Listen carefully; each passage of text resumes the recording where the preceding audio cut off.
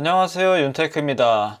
오늘 뉴스 기사를 보면 계속 속보가 뜨고 있는 게 하나 있습니다. 바로 누구나 집이라는 이 부동산 정책인데요. 집값의 10%만 있으면 이 집을 소유할 수 있는 그런 정책입니다. 인천, 안산, 화성, 의왕, 파주, 시흥 이런 곳에 들어가고요. 이게 무슨 내용인지 한번 살펴보도록 하겠습니다. 보도자료를 통해서 한번 보겠습니다. 서민 무주택자의 내 집 마련을 위해서 수도권 주택 공급 방안을 10일에 발표했다고 했습니다. 영끌에서 패닉바잉 하지 말고 이런 쪽으로 수요를 분산하려는 목적인 것 같죠.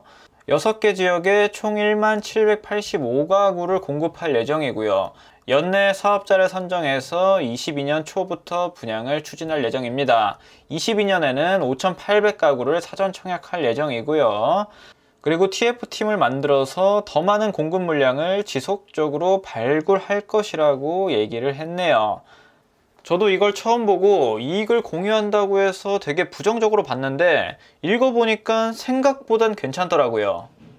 신혼희망타운처럼 이익을 많이 가져가는 줄 알았는데 생각보다 많이 안 가져갑니다. 자, 하나씩 볼게요. 공급되는 부지를 보면 완전 요지까지는 아니어도 그래도 나쁘지 않은 입지죠. 인천 검단, 안산, 화성 능동지구, 의왕시 초평지구. 여기는 의왕역이 GTX-C 정차역으로 돼가지고 핫한 단지죠. 그리고 파주 운정지구에는 GTX-A가 있고 시와 MTB도 나쁘지 않습니다. 이런 곳에 누구나 집이 공급되네요. 입지 자체는 크게 엄청 좋지도 않고 엄청 나쁘지도 않습니다. 공공지원 민간 임대 방식으로 공급을 하고 의무 임대 기간이 10년, 임대료 인상은 5% 이내, 초기 임대료 시세의 85%에서 95% 이하, 무주택자들 우선 공급한다고 나옵니다. 청년, 신혼부부 등한테는 20% 이상을 공급할 예정이고요.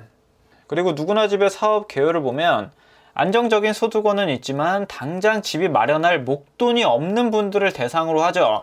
집값의 6%에서 10%를 먼저 지급한 후에 10년 동안 시세의 80에서 85% 수준의 임대료를 내며 거주하다가 입주 시에는 확정된 집값으로 분양을 받을 수 있는 제도라고 합니다. 여기에 분양을 받으려면 일단 집값의 6%에서 16%를 내고요. 10년 동안 임차인으로 살다가 마지막에 분양 전환할 때는 확정된 분양가로 이 집을 소유할 수 있게 되는 그런 제도입니다. 여기서 가장 키포인트는 이 확정된 집값이 얼마인지가 가장 중요하겠죠. 이 분양가가 저렴하다고만 하면 충분히 메리트가 있어 보입니다. 일단 예정은 분양가를 주변 시세의 8, 90%로 잡았습니다. 근데 제 생각에는 90%도 비싸요. 80% 이하로 잡으면 메리트가 있다고 보여집니다. 요즘 집값이 워낙 많이 올라서 80%라고 할지라도 상당히 비싼 감이 있습니다. 분양가의 10% 정도만 내고 건설하는데 보통 공사기간이 3년 걸리죠. 임대 10년 후에 확정된 분양가로 내 집이 되는 겁니다. 자, 임대료는 주변 시세의 80에서 85% 정도 되고요. 만약에 주변 시세 전세가가 5억이라고 한다면 여기는 4억에서 4억 초반 정도 되는 거겠죠. 임대료 상승률도 2.5%에서 5%로 적용을 한다면 상당히 안정적으로 10년간 거주할 수가 있을 겁니다. 그리고 또 중요한 게 이 시세 차익을 어떻게 공유하냐인데 기존의 분양전환 임대 사업은 시세 차익을 사업 시행자가 다 가져갔습니다. 하지만 여길 보면 정말 괜찮은 게 사업 시행자는 적정 개발이익의 10%만 취합니다. 10%만 취하고 나머지 90%는 입주자가 취하는 구조. 이 정도는 줄 수 있죠. 이 정도면 합리적이라고 생각이 됩니다. 그리고 집값이 떨어졌을 때도 분양 전환 시 투자금 5%랑 사업 시행자 이익 10% 이걸 회수하지 않고 집값 하락 시에 우선적으로 충당한다고 나왔습니다. 상승했을 때만 이익을 가져가는 게 아니라 하락했을 때 어느 정도 책임을 진다는 내용입니다. 이 정도면 정말 합리적이라고 생각이 들어요. 하지만 여기서 또 자세히 봐야 될 게 이 평수가 또 사람이 살만한 평수인지 아니면 또 청년 임대주택처럼 10평 이하에 그렇게 나오는지 그런 것도 봐야겠죠. 많은 분들이 원하는 국민평형 34평을 이런 식으로 공급한다면 정말 괜찮은 사업이라고 생각됩니다.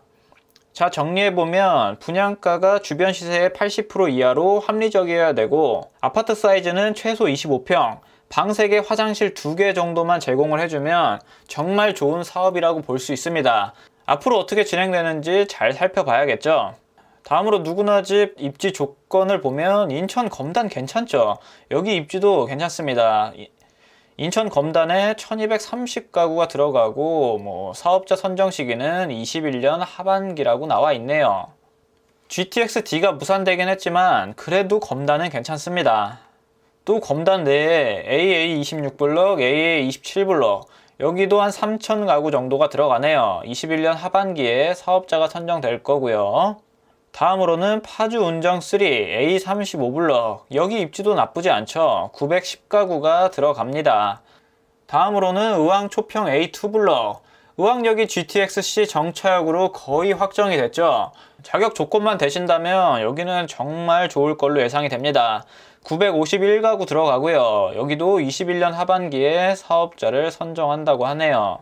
다음으로 화성 능동 A1블럭 여기도 한 900가구가 들어가고 또 보면 안산 반월 여기는 한 500가구 정도 들어갑니다.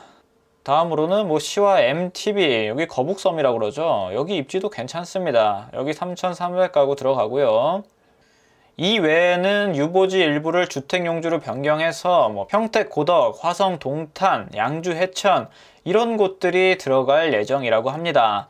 여기 나와 있는 지역들은 GTX의 수혜를 보는 곳들이죠. 예정대로만 진행되면 괜찮을 것 같습니다. 그리고 여기 사전청약은 3기 신도시 사전청약이랑은 별개예요. 22년 중에 사전청약을 하고 그 다음 본청약 할 걸로 예상이 됩니다. 2기 신도시의 유보지 현황을 보면 동탄역이랑은 멀긴 하지만 여기 자체도 나쁘진 않죠. 그리고 양주 해천 GTX-C가 지나가는 덕정역 주변이라든지 덕계역 주변에 들어오는 것 같습니다. 여기도 나쁘지 않습니다. 다음으로는 파주 운정 3 여기 아까 괜찮다고 말씀드렸죠. 다 괜찮습니다. 그리고 개발 호재가 많은 평택 고덕에도 유보지가 있네요. 여기는 국제학교도 들어올 예정이고 1단계, 2단계, 3단계 개발이 끝나면 많이 발전될 걸로 예상이 됩니다. 이 안에 삼성전자도 점점 커지고 있고요. 평택 고덕이 한 1752가구 정도가 들어오네요. 지금 나온 보도자료만 보면 계획은 생각보다는 괜찮은 것 같습니다. 하지만 아까 말씀드렸다시피 분양가가 중요하고 아파트 사이즈가 어떻게 나오는지가 관건이 될 것 같습니다. 앞으로 정책이 어떻게 나오는지 지켜보다가 괜찮다고 싶으면 이 청약 물량도 영상으로 공유를 해드리도록 하겠습니다. 이번에는 진짜로 아직까지 내 집 마련 못한 무주택자분들을 위해서 진짜로 도움이 되는 정책이 나오길 바라봅니다. 오늘 내용은 여기까지 하도록 하겠습니다. 감사합니다.